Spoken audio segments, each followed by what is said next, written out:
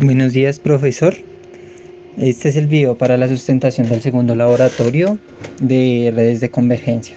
Mi nombre es Michael Ortiz y estoy representando el grupo compuesto por mí, Michael Ortiz, por Wilmer Fernández Peña y por Sebastián Oliveros.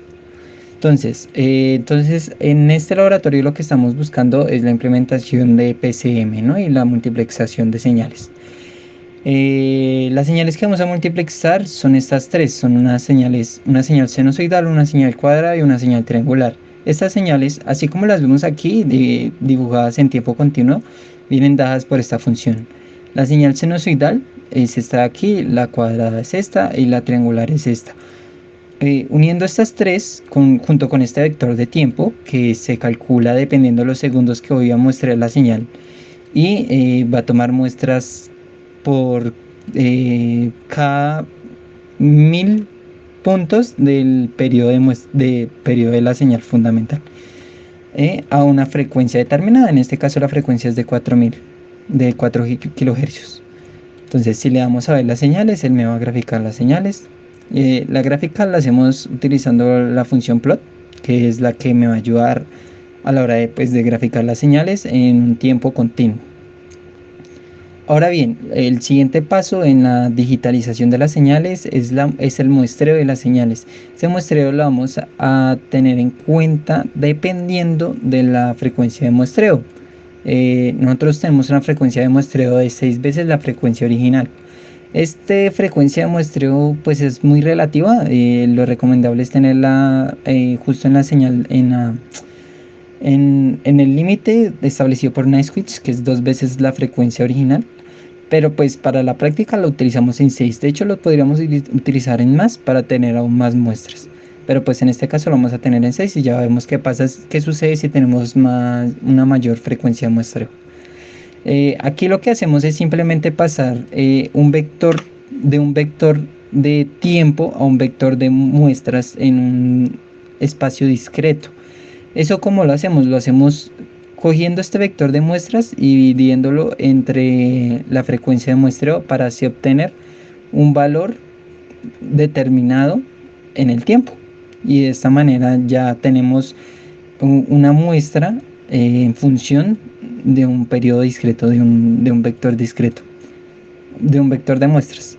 Como vemos aquí abajo, en la parte inferior podemos ver las muestras tomadas y en la parte superior tenemos las muestras tomadas dependiendo de la muestra determinada. Tenemos la muestra sinusoidal muestra en 3 periodos, la cuadrada igual en 3 periodos y la triangular en 3 periodos. Creo que ya lo ejecuté. Si es necesario ejecutarlo, pues para que me permita ejecutar la parte inferior del live. Entonces pues lo ejecutamos y me muestra esto. Ahora bien, el siguiente proceso para la digitalización es la cuantización. Aquí buscamos la división de las magnitudes. Esta división se va a hacer de acuerdo al nivel que yo le ponga. Este nivel es el nivel de cuantización y va a representar también la cantidad de bits necesarios para poder representar un número, una muestra determinada. En este caso, si pongo 8, van a ser 8 bits necesarios para representar cada una de estas muestras. En este caso tenemos algo importante acá, que es los vectores de las muestras. Esto es importante, ¿por qué? Porque no podemos muestrear no podemos codificar toda la señal que tomamos. O sea, todas las muestras que tomamos no las podemos cuantificar. ¿Por qué? Porque este proceso se hace uno a uno. De hecho, la cuantización, para dividir las muestras, se va haciendo muestra a muestra de nivel a nivel. Entonces, si aquí tenemos, digamos, poniendo un ejemplo, unas 4000 muestras, en el total del muestreo tenemos unas 40.000. Entonces esto se hace un proceso bastante largo y bastante complejo. Entonces, para evitarnos esto, entonces solo tomamos 10 periodos de muestreo, que es este 10 que vemos acá. Y este es el periodo de muestreo que tenemos dado por la frecuencia de muestreo y la frecuencia fundamental de las funciones. Estos pasos es simplemente para saber, para tener un punto de comparación que es aquí donde se compara. Nosotros otorgamos a este vector una muestra determinada dependiendo de si cumple, si se encuentra en un intervalo específico. Haciendo eso, tenemos lo siguiente. Tenemos estas muestras, este vector cuantificado, que es simplemente tomamos la muestra mínima y de aquí partimos a 8 niveles más arriba que la muestra máxima. Por eso vamos no con números negativos, sino de 0 hasta la muestra máxima. Eso lo hacemos con cada una de las señales, aunque no sea necesario, digamos, un nivel de cuantización tan alto para la señal cuadrada, por ejemplo. Pero sí es necesario para poder transmitir ambas señales multiplexadas, como lo vemos, es este acá. Ahora bien, después de la cuantización sigue la codificación. La codificación es similar a la cuantización, solo que en esta codificación se le otorga un número específico a ese nivel. En este caso, pues tiene que ser un número binario, pues para poderlo enviar por un canal digital. Ese número binario lo conseguimos haciendo divisiones sucesivas. Por lo tanto, por esta razón también se escogieron solo 10 periodos, porque además de lo anterior, necesitamos también codificar la señal. Y al codificar cada muestra por separado, nos da un rango muy grande. Una vez teniendo ya la codificación, que simplemente se hacen divisiones sucesivas y se mira a ver si el módulo de la señal corresponde a 1 o si no, o si corresponde a 0 para finalizar la división. Ya luego eso se pasa a un vector, que va a ser un vector auxiliar, que va a ser un vector de tipo string que contiene estas divisiones. Y por último se pasa todo a este de acá, que es un vector string igual, pero que contiene cada uno de estos de los números binarios que representan las muestras. Así lo tenemos para cada una de las funciones. Esta es la cuadrada, esta es la sinusoidal, esta es la cuadrada, bueno, y esta es la triangular. Entonces, como se puede observar, tenemos 8 bits para representar cada una de las muestras. Ahora bien, el PCM ya me llega hasta acá y pues me da las condiciones necesarias para poder reenviar la información a través de un canal. Entonces, ¿cómo envío la información de un canal en un medio digital? Esa es la pregunta. Entonces, como estamos en un entorno, en un espacio digital, no podemos enviar la señal directamente, ¿no? Entonces, creamos una simulación de esto. ¿Cómo la creamos? Simplemente dibujando los vectores en un periodo de tiempo determinado, que es el que nos indica PCM, ¿no? Aquí simplemente estoy tomando cada muestra, las empaqueto en un solo vector, que es el vector multi, y me desplazo posiciones dentro del vector multi para seguir tomando muestras. Estos se hacen en dos muestras. Tengo un vector, este vector que se llama multi, que me contiene la multiplexación de las señales, pero de las muestras en decimal. Y tengo la multiplexación binaria, que es esta multibit, que me las va a multiplexar en una función binaria, que es esto acá. Una vez realizado esto, ya aquí finaliza la transmisión por PCM. Como vemos aquí me está mostrando, me está multiplexando las señales y pues en teoría las estaría enviando por el canal, ¿no? Pero bueno, entonces hasta aquí llevamos la PCM hasta el envío de las señales. Ahora, ¿qué hacemos con la recepción? Porque en la recepción también tiene que haber una serie de procesos. Para la recepción primero tenemos que demultiplexar. Estoy esperando aquí a que termine de graficar. Ya terminamos de graficar y como podemos ver, entonces el vector se va haciendo dependiendo de las muestras que va tomando, que es el objetivo, ¿no? Listo, ahora la demultiplexación. Sé que tengo en la entrada de mi sistema una señal binaria. Entonces necesito separar por la cantidad de bits que yo ya le di, que establecí en los niveles de cuantización que está en esta parte de acá. Como son 8, necesito tomar de a 8 bits en el vector de entrada para, ya que esos 8 bits representan una muestra de una función determinada, de la función 1. Entonces, por eso debo tomar los 8 bits, llevarlos a string.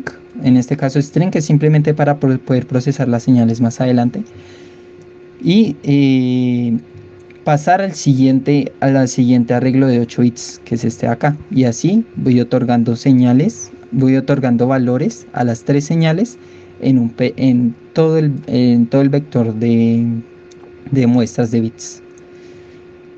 Una vez realizado eso, tenemos ya este segmento de acá. Este es importantísimo, ya que nos muestra la demultiplexación del vector multiplexado. Entonces tenemos la señal obtenida demultiplexada en 1, la señal demultiplexada 2 y la señal demultiplexada 3, que son las muestras de mi señal en bits. Ahora, esos bits los tengo que pasar a muestras en sistema decimal. Entonces lo que hago para el sistema decimal, simplemente decodificarlo. Al decodificarlo ya obtengo las muestras como tal, y para decodificar simplemente tomo el arreglo de 8 bits y lo paso a decimal, que es esta parte de acá. Hay que tener en cuenta que estaban codificados con las muestras en el nivel inferior, o sea, es esta parte de acá. El nivel inferior representaba una muestra negativa, entonces hay que tener en cuenta eso para decodificar, que es lo que hacemos acá. Estoy preguntando entonces cuál fue la muestra anterior, la muestra menor de la primera señal, para poder así obtener la muestra adecuada. Ya implemento las tres para las tres funciones independientemente y obtengo esto. Al lado izquierdo tenemos la función muestra originalmente y al lado derecho la función decodificada, que viene de la multiplexación de PCM. Vemos que es bastante similar, aunque pues más adelante vamos a ver ciertas cosas que es en el siguiente apartado. Ya tenemos las muestras. Lo que sigue es recuperar la señal. Para recuperar la señal necesitamos ver las componentes frecuenciales de cada una de estas y poder detallar, o bueno, poder recuperar la señal de esas muestras. Esta gráfica que tenemos aquí son las tres transformadas rápidas de Fourier de las tres señales demultiplexadas y decodificadas. Con estas señales simplemente tengo que aplicar un filtro en las señales, en las frecuencias más grandes, que son las frecuencias representativas de la señal. De hecho, aquí tenemos las frecuencias representativas de la señal, que son estas. Esta es la de la señal seno, esta es de la cuadrada y esta es la triangular. Estas son las frecuencias fundamentales que, como vemos aquí arriba, se representan distorsionadamente, pero pues ahí están. Es cuestión de todo el trayecto que tuvieron que recorrer hasta acá, ¿no? Y cosas como el nivel de cuantización y etcétera. Entonces, una vez eso, aplicamos estos filtros. El filtro que va de entre 3500 más o menos hasta 4500 más o menos, y aplicando ese filtro obtenemos esta señal filtrada. Igual con las dos siguientes. Es necesario tener en cuenta que no tenemos la misma señal. Esto se produce por la cantidad. Bueno, aquí hubo un error porque no hice la transforma de Fourier de las señales. Es necesario tener esto en cuenta, ya que las pérdidas son producidas por procesos propios de la digitalización, propios del envío de la información. Por eso es que se producen, por ejemplo, en la parte inferior, en la parte triangular, si vemos que no alcanza el nivel máximo, y es por el proceso de la cuantización como tal. Como es una cuantización lineal, el proceso va de abajo a arriba. Entonces, si la muestra queda en un intervalo inferior, pues obviamente no va a tener la representación adecuada de la función, ¿no? De la muestra en un determinado punto. Pues eso sería todo el laboratorio en sí, pero pues, a ver, exploremos un poco más. ¿Qué pasa cuando yo aumento mi frecuencia de muestreo o la disminuyo? Digamos que lo voy a aumentar unas 6 veces, unas a 10, por ejemplo. Cuando yo aumento mi frecuencia de muestreo en 10, también tengo una señal que va a ser mucho más similar a la frecuencia, a la señal original. Por lo tanto, voy a tener también una demultiplexación y una decodificación muchísimo más similar a las funciones originales, que es lo que vamos a ver más adelante. Obviamente, este proceso tiene muchas cosas que van atrás de él, porque si aumento la frecuencia de muestreo voy a tener que aumentar también la cantidad de muestras que estoy tomando por segundo, lo que requiere de un nivel de procesamiento aún más grande, aún mayor. Imagínense, aquí estamos procesando, ese proceso lo vamos a ver acá. La señal que estamos representando aquí es C1, C2, C3, y como vemos en la parte inferior, ahorita mismo tienen 100 muestras. Pasamos de tener 38 muestras anteriormente a tener 100 muestras, que requiere un nivel de procesamiento mucho más grande.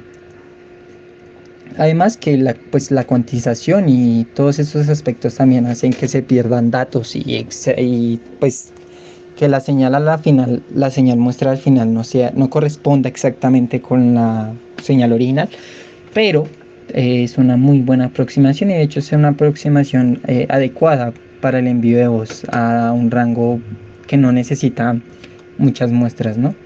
O no necesita un nivel de toma de muestras muy rápido. Entonces, como vemos, tenemos muchísimos más bits, muchísimas más cantidades de muestras para representar una sola señal. Como vemos aquí, este vector de la multiplexación también va a ser muchísimo más grande, ya que tenemos muchísimas más muestras en un solo segundo para cada una de las señales. Como vemos, pues como son unas señales ya con un periodo establecido, vemos que pues se repite y va a repetir a través del tiempo. Esto también sería una técnica adecuada porque yo pues puedo tomar simplemente una señal y repetirla, mandar estos intervalos repetidos para pues poder plotear toda la señal o todas las muestras. Pero pues esto es más similar a lo que haríamos en la vida real, ¿no? Aquí como vemos las muestras son grandísimas, lo que aumenta el nivel de procesamiento, como ya se dijo. Ahora la de multiplexación pues va a ser muy similar, solo que van a haber muchísimas más muestras como vemos acá. Y la decodificación vamos por las mismas. Entonces, al tener muchísimas más muestras, pues vamos a tener muchas más muestras por cada función, por cada gráfica, que pues ahorita mismo está ploteando, entonces pues no podemos ver. Pero me van a salir, como vemos aquí, me van a salir una función muchísimo más parecida a la función original. Las muestras también afectan el nivel de procesamiento del por eso vemos que se demora tanto. Aquí ya tenemos las muestras, la función original y la decodificación. Vamos a ver ahora las transformadas, que es algo bastante importante. Es esta parte de acá. Vamos a ver las transformadas, a ver cómo me cambian las transformadas al aumentar la señal. Y como vemos, los puntos, las frecuencias fundamentales de cada señal se vuelven aún más pequeñas, lo que quiere decir que estoy aumentando la calidad de la señal, de la información que hay en mi señal, porque se parece aún más a las muestras originales, como vemos acá. Son muy similares, de hecho, pues muy similares dentro de lo que cabe, ¿no? Ahora, al aplicar los filtros, vamos a tener una señal más aproximada más aproximada a las señales originales. Como vemos, si hubo un pequeño cambio en la amplitud de las señales. De hecho, estas ya se parecen muchísimo más a las señales originales. Pero pues también hay que ver el costo, ¿no? El costo-beneficio otorgado por esto. Y pues eso sería todo. Muchísimas gracias.